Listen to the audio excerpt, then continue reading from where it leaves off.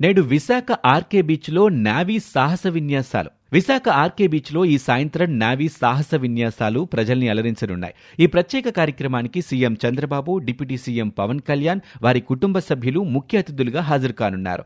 ప్రతి ఏడాది డిసెంబర్ 4న జరిపే నావీ డే ఈసారి 2024లో ఒడిశాలో నిర్వహించగా, విశాఖ ప్రజల కోసం ప్రత్యేకంగా ఈ రోజు సాయంత్రం ఈ విన్యాసాల్ని ప్రదర్శిస్తున్నారు.